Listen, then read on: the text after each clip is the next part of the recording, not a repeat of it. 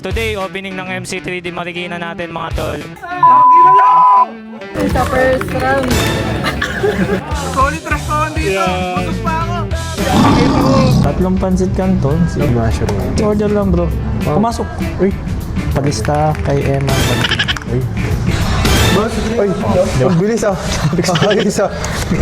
So what is good mga tol, Gian here for MC3D update. So today, opening ng MC3D Marikina natin mga tol. So may gaganapin na Crossfire Tournament and Valorant Tournament. Tara, samahan niyo ako sa loob.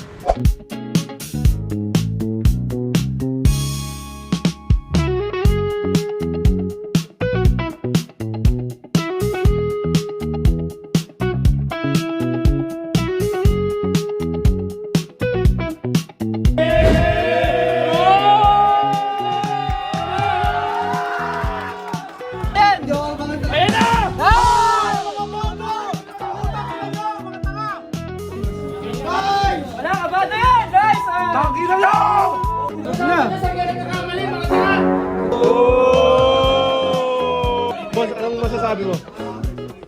Solid restaurant dito. Yeah. Busog pa ako. Nakita ko, ano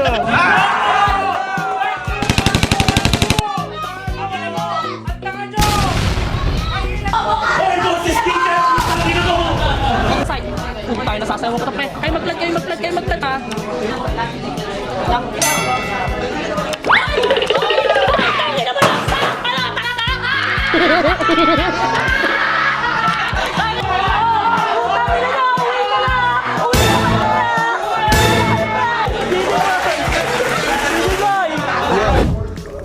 Parang ang layo naman ng mukha mo sa monitor yan. Parang masyadong malayo. Masyadong malayo. Kala ko baka kain tayo. Bro, dito sa MC3D, wala kang problema. Tingnan mo to ha. Ito yung game menu ng Ay! Ito naman tol, gawa to ng IT galing Russia. So, ano to, hacker siya dati sa Russia, hinam ng MC3D. So, ilang pansit canton, siguro beef and mushroom. Beef and mushroom. Yan. Please order lang bro. Pumasok. Uy, ganun lang kadali yun. Doon lang kadali bro. So, dadating ngayon. Pag sinabi ko na pakibilisan, palista kay Emma. Uy. Tingnan mo, mamaya-maya lang andyan na yan. Bro, ganito kami sa MC3D, napakabilis ng service dito. Uy, ang bilis ah. Ayos ah. Mabilis yan. Kompleto na yan, sir. Kompleto. Ano yung order? Overload? Uy, pancit canton. Concept overload po. Mushroom. Di ba ano? Hindi porket vlogger ako kaya madami serving. Talagang madami. Baka naman dahil vlogger to, marami talaga yung pagkain na nilalagay nyo. Hindi po. Thank you. Bakit ganun? Sa akin plain lang hindi ito, ko vlogger. overload ah. Hindi kasi ako vlogger. Okay. Thank you. Thank you. Napakabilis ng serbisyo. Magandang experience mo dito kay MC3D? Yun, palagi po sa nagpapa-tournament, ganun. Lahat ng parang every, halos may tournament, ganun.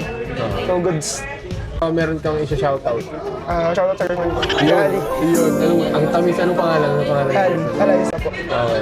Aaron Fernandez, Aijen Wits, Arnie Fanboy, rank po is Immortal 2, current Emotripic, tapos ang age ko po is 21. Yeah. So bro, anong masasabi mo sa mga nakalaban mo? Yung mga nalampasa mo? Wala, tsamba lang. Tsamba lang lahat. Anong experience mo kay MC3D? Solid yung MC3D. Maganda yung PC, tapos smooth lang. Kaya mag-hold ng dalawang running apps like Discord pati Valorant, pero smooth pa rin. Anong masasabi mo sa mga makakalaban nyo pa? Galingan nila man trash talk. Yeah. Ba't kayanin nila, no? Sige bro, thank you. Kasama ko sila sir, lagi ko sila nakikita sa tournament. Siyasamahan nila lagi yung mga anak nila para maglaro. And ito yung maganda dito guys. Hindi sila basta sumasali lang tapos nalalaglag kagad sa first round, second round. Talagang bumabakbak sila. Madami silang mga malalaking team na pinahihirapan dito. Yung iba daw, UAAP players. Actually, mga big teams. So, pinahihirapan ng dalawang bata na to.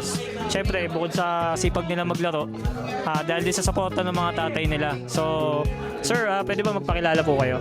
Ako nga pala si JJ. Ako tatay ni Nico. Si Nico dati ano lang yan, nanonood lang sa akin yan eh. Ako talaga yung naglalaro ng Valorant. Yung potential, kaya inayaan ko na siya, hindi na ako naglaro eh. Kaya simula nun, naging supportive na ako sa kanya sa Valorant. Si Doy, tatay ni Clarence. Nagsimulang suportahan ko si Clarence nung 5 years old pa lang siya sa lumang computer namin. Bali, nakita niya na naglalaro ako, tapos sinubukan niya. Ngayon, nakita ko na nahilig siya sa computer kagaya ko dahil tayo sir, na player din tayo ng mga old games na paborito natin dati, Counter-Strike, Dota 1. Ngayon, syempre, yung mga father natin, medyo hindi tayo masyadong supportado kasi dahil nga yung esports noon hindi pa ganun laganap. Ngayon, si Clarence, nung nakita ko siya na mahilig siya sa computer at lagi siya naglalaro, sinubukan ko siyang supportahan. Tapos nakita ko naman yung boss na may potential siya. Kaya yun, naisip ko na bakit hindi ko siya tuloy-tuloy na supportahan para makita ko kung hanggang saan yung talento niya. Ngayon, every LAN na pupuntahan namin, lagi niya akong kasama, nakasupport sa kanya, sa mga pangangailangan niya, at sa bawat laban niya. Ako nga po si Clarence Kendi Maliposa. Ang IGN ko po sa Valorant ay FTS Chambero, #Lucky. Sa kampi rank ko po ay Radiant 560RR. Ako po si John Nicolas P. Mancho. Ang IGN ko po sa Valorant ay FTS Biscoff/Nico. Ang pick rank ko po ay Emo 3 345RR. Ito ako na, tol. 14 years old po ako. 14. Ikaw, tol. Ako po ay 13 years old lamang. Actually, before, kasi may pamangkin din akong player dito, di ba? Tinambakan nyo sila eh. Nakahabol lang sila nung sa Monumento Tournament. So, tumatak kayo sa akin. Tapos siguro, tol, masasabi ko lang sa inyo, yung esports naman widely recognized na yan sa buong mundo. So kung di natin alam, soon, kasi ang babata nyo pa, pero kahit pa paano nakakasabay na kayo. Siguro disiplina lang sa laro, tsaka makikinig lang kayo sa mga magulang nyo kasi bibihira yung ganito, tol. Maharap ng mga gamers dati yung suporta ng magulang. Kasi ako, hindi ako nasuportahan dati. So, dami kong hocus-pocus para makadiskarte ng pera, makapag-computer. So kayo, nandyan yung airpods, so nakasuporta sa inyo, manalo matalo. Pagpatuloy nyo lang, sana kung yung MC3D mag-expand pa kami, manalo rin kami as brand. Malay nyo, pag tayo rin magkakasama sa dulo, di ba? As Valorant team. So, on behalf of MC3D mga boss, maraming salamat po sa support nyo.